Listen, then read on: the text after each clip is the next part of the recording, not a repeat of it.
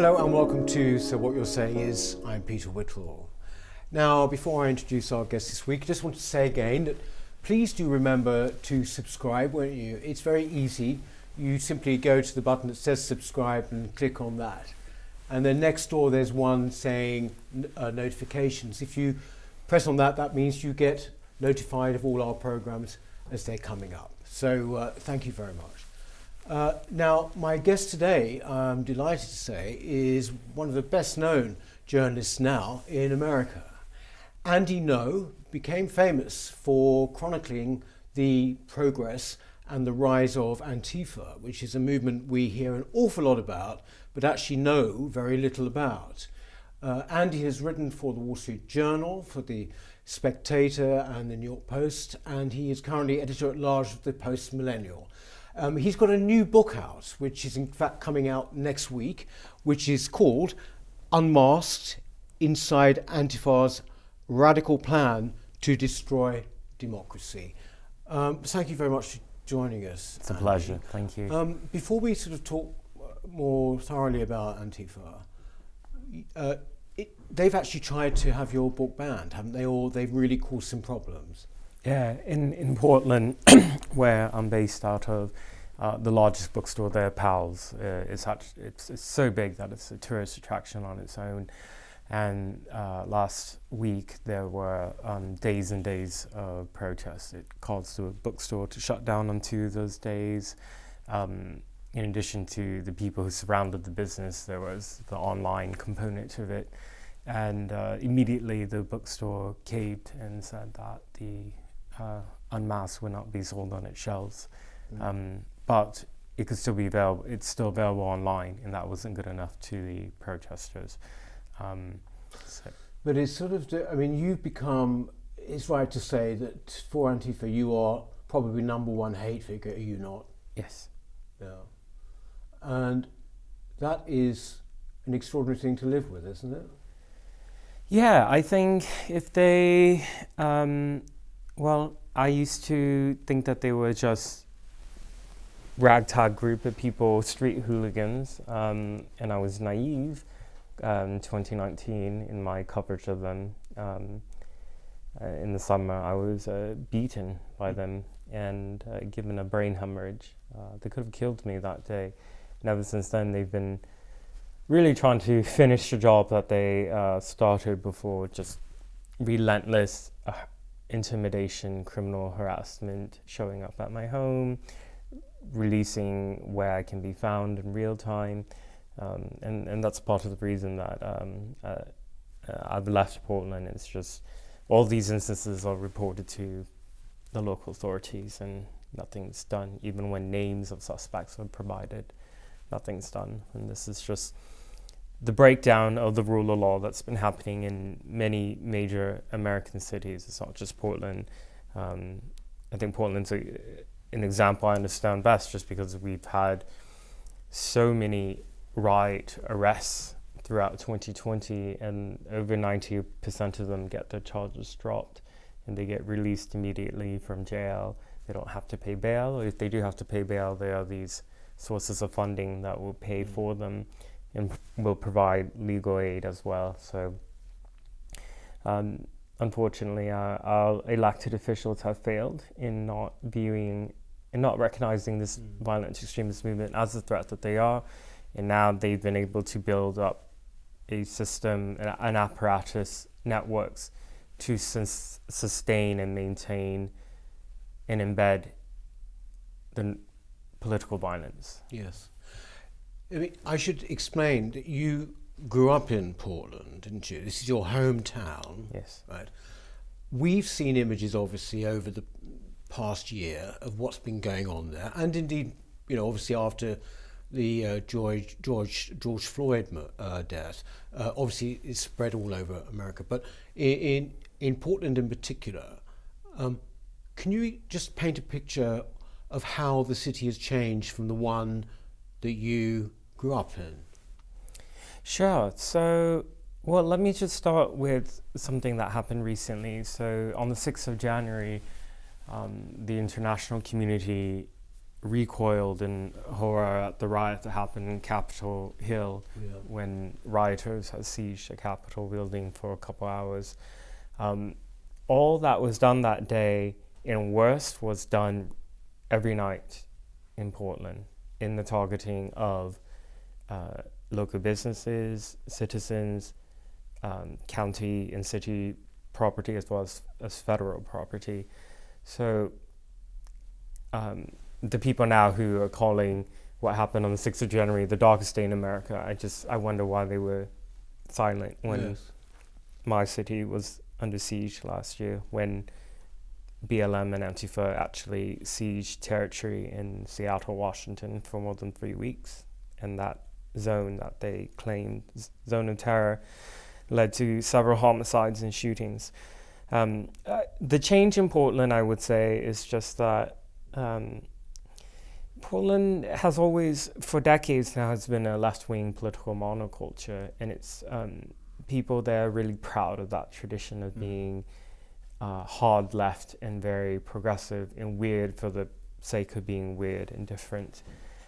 I think since 2016, what's changed though is that the fringe far left in Portland, which has existed for decades, was able to go into the mainstream and operate violently in the open with the tacit support of those on city council, as well as the mayor and the local media. And the pretext that they use for their violent extremism at that time was because of the election of Donald Trump.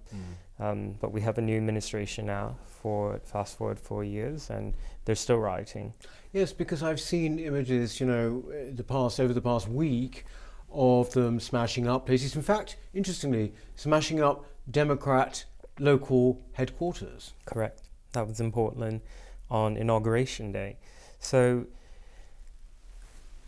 the irony is that thousands and thousands of National Guard troops poured into the nation's capital because there was this fear that Trump supporters would try to interrupt the peaceful transfer of power. That violence didn't materialize there, but the violence that did happen, which was pre-announced and shared publicly on Twitter for weeks now, happened in Seattle, in Portland, in Denver, and in Portland, about 150 masked Black Bloc militants march unimpeded to the headquarters of the Democrat Party of Oregon and destroyed it one by one, just smashing every window. Law enforcement arrested only 8 people in that rampage, and the weapons that they confiscated were knives, hammers, crowbars, homemade firebombs, etc. But as shocking as that may sound, that is normal for Portland now. We had that go on for more than 120 days in 2020, and it's going to continue because it was never really about Trump. It was about violent opposition to America itself and what it stands for. Well, that's the nub of it, really, isn't it? What, because people say, we hear it now, as I said in the beginning, Antifa, we know this name. How would you characterize, what do they want? What are they trying to do? What is the basis of their movement? So I'm glad you used the word movement rather than organization, because when organization is used in singular, it makes it sound like it's a single entity when it's not. So it is an ideology, also movement, and organizations that are connected to one another in networks. And so broadly, it's a coalition of anarchists and communists who are revolutionary and believe in the overthrow of not just the US governments, but all governments through the use of violence. And they believe that they can create a new world, a new utopia. And actually, at the Inauguration Day Portland riot, one of the banners that they held would say something like "Create a new world from the ashes." So they really believe that nothing can be reformed about America or any liberal democracy in particular, and that society should be organized into communist communes, free of government. And that may sound just entirely theoretical, but they actually have put that belief into practice when they have claimed territories that they claim were sovereign from American jurisdiction, such as in Seattle and the Capitol Hill Autonomous Zone, otherwise known as Chaz. In Portland in December, they claimed territory for nearly a week in a residential area. And both times what happens as whenever you have violent far-left coups, essentially, is it devolves into violence, terrorism.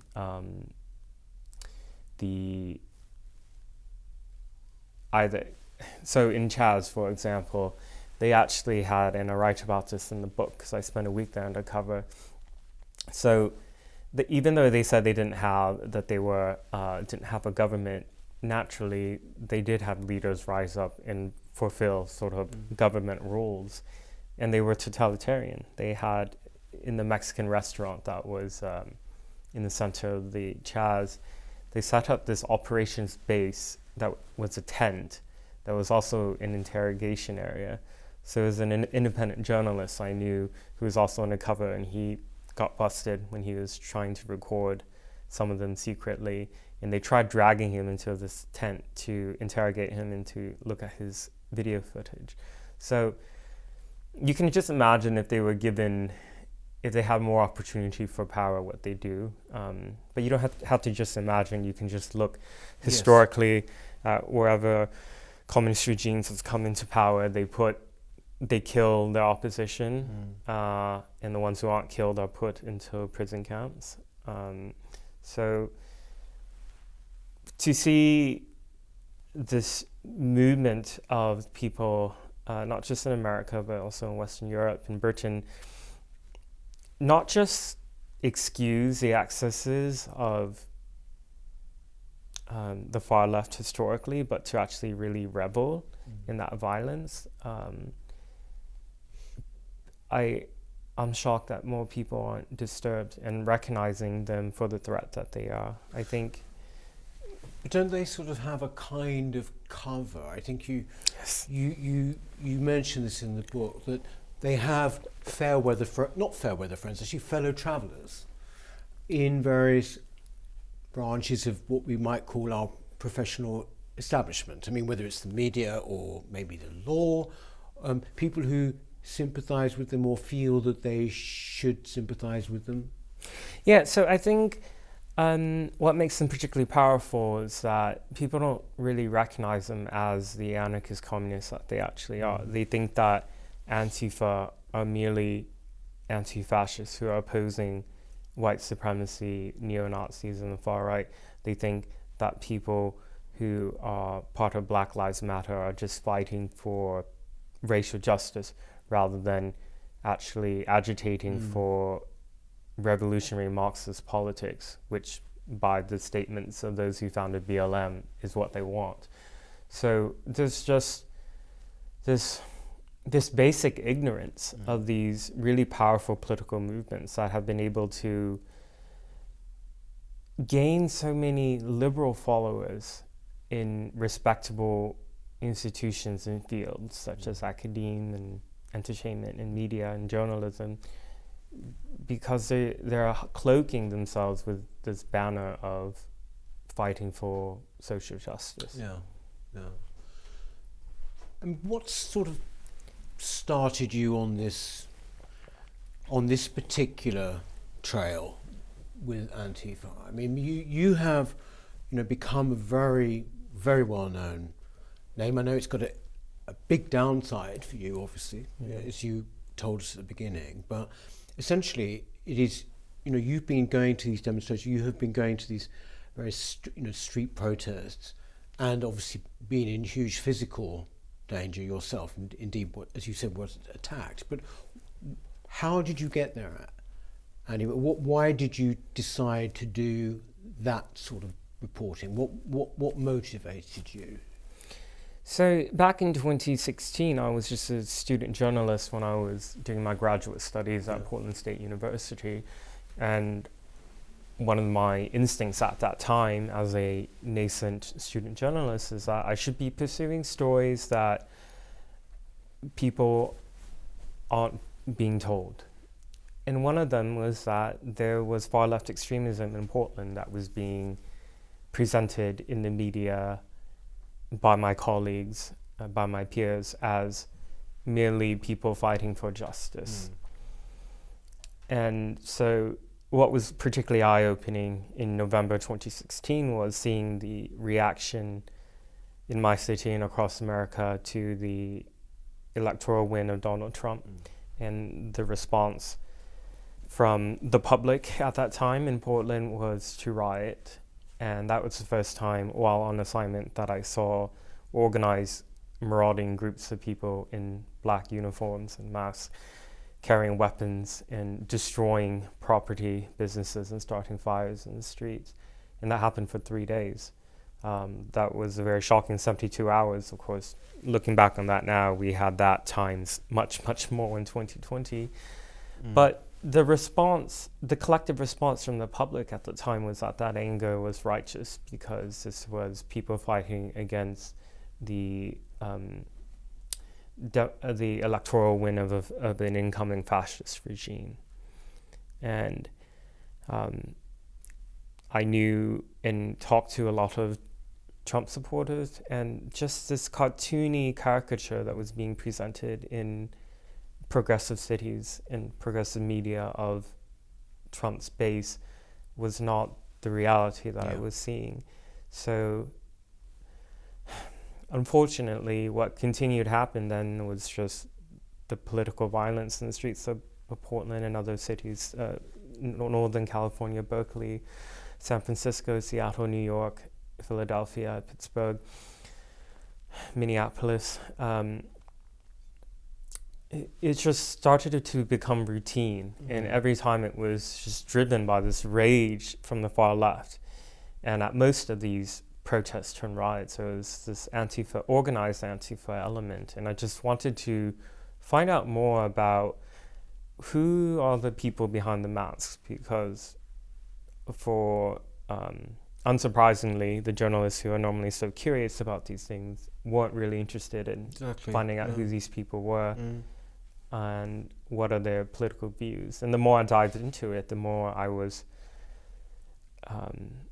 really shaken to the core that there could be such a extremist fringe movement operating openly in the mainstream with no opposition from big tech, in that they could actually create crowd funds on GoFundMe, Venmo, Cash App. They have accounts on Twitter, on Facebook. So a lot of their organizing wasn't even clandestine. It was out in the open. But also I wanted to dig deep into the ideology, because in talking to some of them before I became a target for violence, it was clear that they had a certain coherent ideology that wasn't just anti-fascists opposing the far right.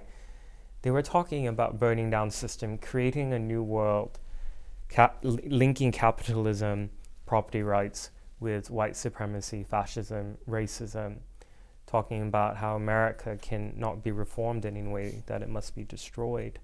And so that's what caused me to dig deeper and deeper. And unfortunately, I've been warning about Antifa for several years now to local officials in Portland, and my warnings weren't heeded, and Portlanders suffer and continue to suffer because of the inaction of those who are meant to protect the public in Portland and Seattle and other cities. You've obviously now written a book, and I imagine that basically the pressure from them will probably just get worse, won't it? But I wonder, could you paint us a sort of picture of the kind of people? I mean, there are a couple of descriptions, one in your book, something you say in your book, and also something else I've come across. And I just want to sort of read these if I can. I'm just trying to get a picture of the kind of people. I think we know who they are, but I mean, just for the audience, you know, Antifa have been called the revolt of the overprivileged, right? I mean, I think that's fantastic. But you've also said in your book that, in fact, basically the hatred that Antifa feel towards their society and fellow citizens comes from pain and resentment of their own lives, which I think is a very interesting observation. Can you expand on those two statements there? There are broadly, I would say, two types of people that get drawn into militant Antifa activism. One is, as I quote, about these people who represent, who are from an educated middle-class background. Many of them are white-collar jobs. And actually, when I chronicle the arrests in Portland, because there have been so many, I look into what kind of work are these people doing. And shockingly, many of them work as professors, as teachers, people who work in the medical field, people who are training to be doctors, and they're attorneys, they're lawyers. And so many of them come from, having master's degrees, having PhDs, and having the privilege of a university education background. These are the people who are heavily influenced by the ideology and theories that are quite intellectual by Antifa, actually. And, they cite and are inspired by a lot of radical left-wing communist and anarchist thinkers of the 20th and 19th centuries. But then there's another type of Antifa, and in the quote you mentioned from the book, I didn't want to create the same fallacy or mistake, rather, of creating a caricature of these people that I have been vocal in opposing. And being on the ground and covering being very close to them now for many years, and many times undercover, you see a human side of them. And many of the Antifa who are carrying out some of these street criminal activities that will lead most likely to them being arrested and charged. These are often people who many of them are vagrants. They're dealing with mental health issues and that recently have just transitioned from one gender to another and to another one, unemployed. So I have, this is a certain, sympathy and pity for them, that people who are vulnerable and need protection have instead been pulled into this extremist cult who has really no issue with using them as sort of their henchmen in carrying out these criminal activities, and on the off chance that they get convicted and sentenced to jail, it's just a drop in the bucket because there's so many of them. Quite often you see these pictures, the mugshots of people who've been charged. They appear, on social media, and they look like, very disturbed people, actually, yes. or something. Usually it looks like drugs. I mean, 9 times out of 10, But I mean, people who are, if you like, not at peace with themselves. Yes. So, this is an aspect of my reporting that I don't get to talk about very much. It's just like, who are these people really? And I think they've been radicalized through the literature that they're exposed to by Antifa. Whenever you go to their riots, any of their events, their mutual aid events, in addition to them doing quote-unquote charity work, such as giving out free food and other supplies, they always have a table where the literature is available, and these tables are usually very popular. So all these grand theories against capitalism, against America, are compressed into these pamphlets that are much more easy for the average reader to just read in a sitting and get through, and they introduce really radical, extreme ideas. One of them is called, for example, Why We Break Windows, and that gives the intellectual argument for the meaning and purposes behind shattering the windows on businesses and properties.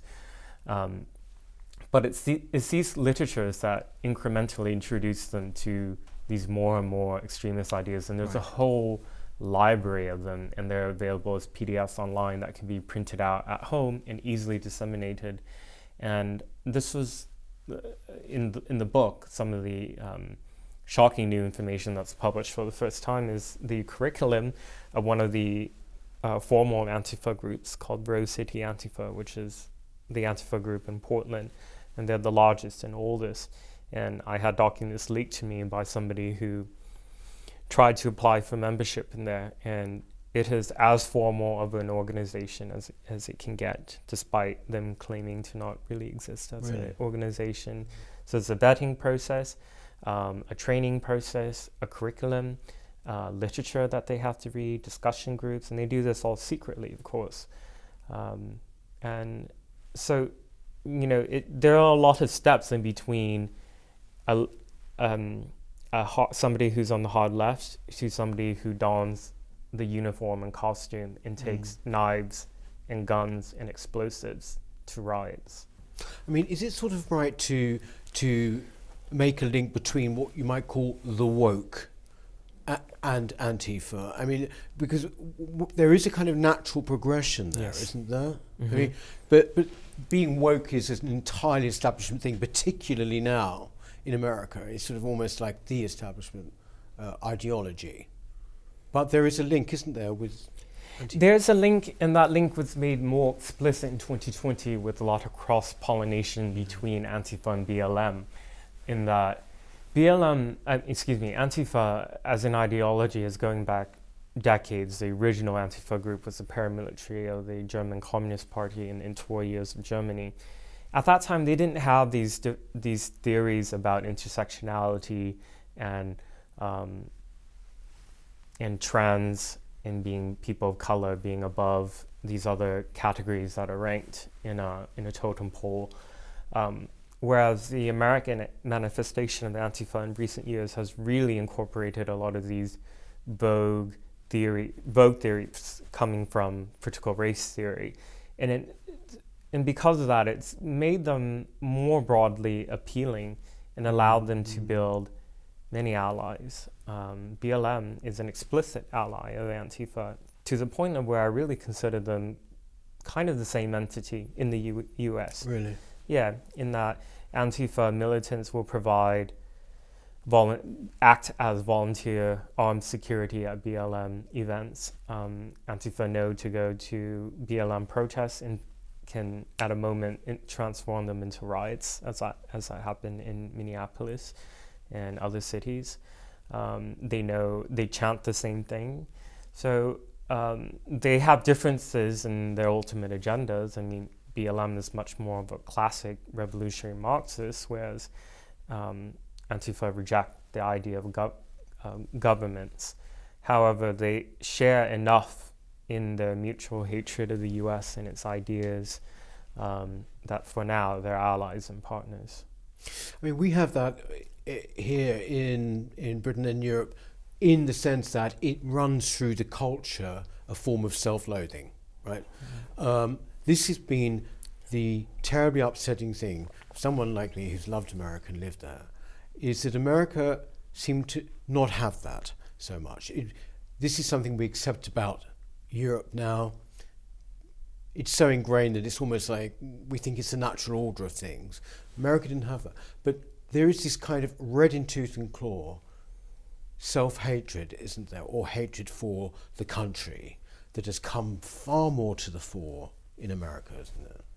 Yeah, and that hatred manifests itself in not just vitriol, but violence. I think the intentional targeting, for example, of the federal courthouse in Portland last year for weeks on end, where rioters were returning every night with power tools to try to cut into the building. They brought explosives with them.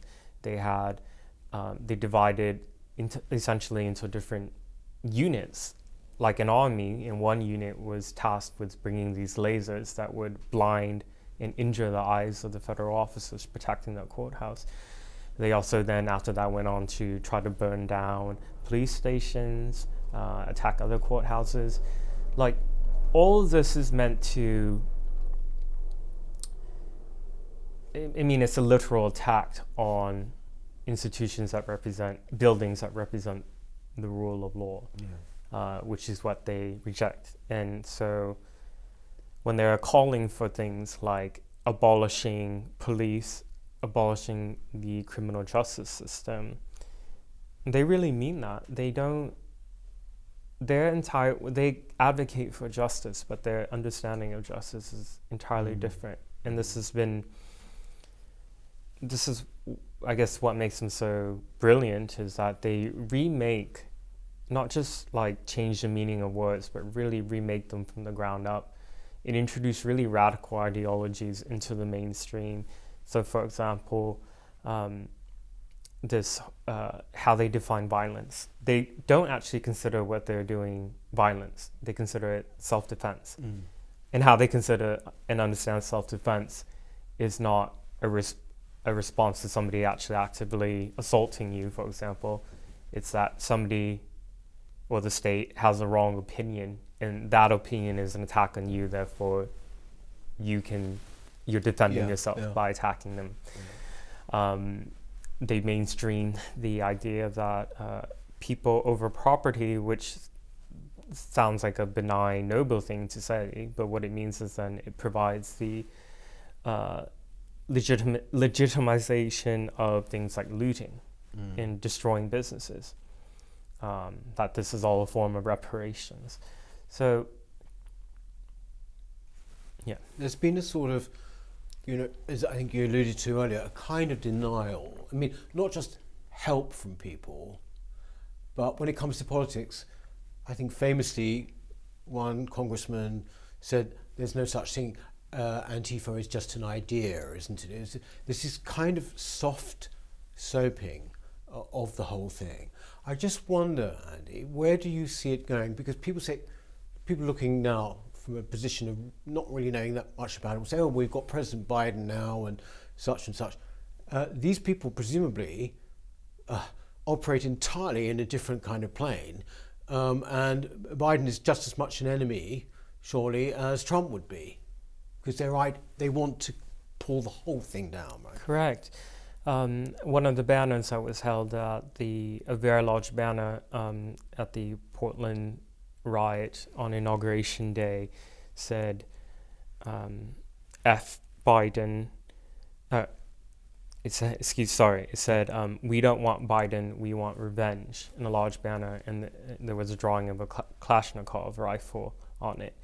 So, I mean, they're broadcasting very clearly their violent extremism, but the coverage from the media, the headlines would be protesters stage anti-Biden protests. Yeah. And I was reading the responses from people who were just reading the headlines, and they just automatically assumed that these were Trump supporters who were trying to riot against Biden. So Antifa have been so powerful because they have so many, not just allies and sympathizers in journalism, and that's at best. And at worst, they actually will have Antifa members who work in mainstream journalism, and I write about that in the book, and I name names as well. You do? Yeah. There's quite a lot of new material, isn't there, in your book? Yes. About it, which is fascinating. Do you think as well, Andy, that the hatred they have for you isn't just because you try to, investigate them and expose them, but also because you are the son of immigrants to America, you're a gay man? Doesn't that mean, therefore, that somehow or other you should be automatically, in their universe, on their side? I know they are very frustrated that they haven't been able to take me down in the same ways that they have done to other people. For example, spurious accusations of being a white racist or white supremacist don't really stick on me. But they still try. They would throw anything and everything and hoping that something sticks. And because they have lots of allies in journalism, I've come to realize actually there's this system that gets established where extremely biased journalists will write hit pieces. Some of them are masked as reports, and some of them are just pure opinion columns that get published. And then these are then cited to represent my character in the Wikipedia. And then when you Google me, what you see is the Wikipedia and these hit pieces. So fortunately, I've been able to rise all that. I still work and write and contribute to mainstream publications, but there's been so many people that I've seen canceled and had their lives destroyed based on these, how these lies get repeated. So I'm motivated to do what I do in part because I feel like I'm providing some voice for other people who don't have the privilege of a large platform. And I was very touched by something that you actually wrote in your book, actually, which I think says a lot about you and your voice. I want to read it out again. It says, "As much as this book is about Antifa, it's also a letter of gratitude to the nation that welcomed my parents, penniless refugees from the Socialist Republic of Vietnam, to become equal citizens." That shows to me, the kind of man that you are. I mean, that is, basically, you love the country that your parents essentially adopted, and came to. And yet the people who are fighting against you, or fighting against us, I would say, are people who just hate it almost out of a kind of resentment and a kind of possible, as you say, overprivilege or overindulgence, whatever it might be. And I think, I wonder, when you look at a statement like that, I sort of think, well, how do you feel about the future going forward? Do you fear for America going forward? Do you fear for the America that your parents presumably are very proud of? I do fear for it. I have always been a very strong defender of law enforcement, and but like seeing how over and over when I'm reporting death threats to police and even the FBI and nothing getting done, it's really on a personal level kind of rattled this confidence that I had in that. But still, I think the rule of law in America is still there. It's heavily being challenged right now. I think because the ideas that undergird it are being fundamentally damaged. With that quote, thank you for reading that from the book. Yes, the trait or quality that I see missing from all these Antifa extremists is that they don't have gratitude. It's always, they are driven by grievance that manifests into a violent hatred. And, if my fate could have been, if the US didn't take in my parents as political refugees after their time in prison camps after the fall of Vietnam, South Vietnam, I could have been brought up in a society where I didn't have the rights that I currently have now, merely by luck of where I happened to be born and the passport that I hold. So it's, with all these attacks on the US that have come and have been intensified, and attacks not just like on the US, but like very fundamental ideas to liberal democracy. Yes. It's like a personal attack to me. Like this is a society that took in not just my family, but hundreds of thousands of millions of refugees who have fled communist revolutions and have prospered and found not have access to new rights where they settled, but their ability for them and their children to prosper and to get an education and go to university. And so I'm warning about the threat of Antifa because America as an idea, as a nation state, should be defended and should be preserved. And the vision, the so-called utopia that Antifa are fighting for, I've seen with my own eyes, leads to death, destruction, and violence. Indeed. Very profound observation there, Andy. I mean, I think it's extraordinary. What you do is extraordinarily brave, actually. I just wonder, just one thing. When you were physically attacked, which was in 2019, and you were actually covering another street protest, if I'm right, and Antifa people attacked you, but it was a serious attack, wasn't it? You were hospitalized, you had a brain hemorrhage. Yes. Did you at one moment think, this is crazy, that's it for me, I'm not doing this anymore? Yes, and actually many journalist mentors who I highly respect and speak to, just told me, like, Andy, you've been covering them for a while. What's the point of going forward? You're putting yourself at risk, you're putting people around you at risk. It's politicians, officials in your city aren't listening to you, so there's so many other things that you can write about. Mm-hmm. But then so that was a thought I entertained, but then I just thought about, like, all the other people who before me in that day who were beaten during that riot and attack and had no voice or platform to voice what happened to them, and that many people since who have been attacked, assaulted. I just, like, it, I had to remove myself from this, and that it's not just me that I'm fighting for all these other people who have not had justice. I'm fighting for the American public, for them to have access to facts about what is actually happening in major American cities. So that's why I keep going. Well, and also the other thing as well, of course, people say, oh, you can write about other things. You just think, well, you've got to write about the most important thing, haven't you? Yes.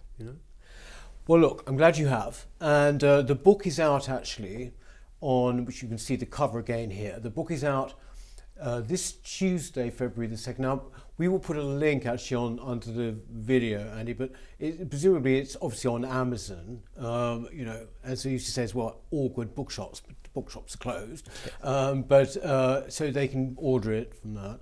I really hope it does well, deserves to, and thank you very much for, sharing your time with us today, and we'll stay safe, all right? Thank you for having me on. It's a pleasure. That's it for So What You're Saying Is this week. We shall see you next time. And as I say, please don't forget to subscribe, will you? Thank you.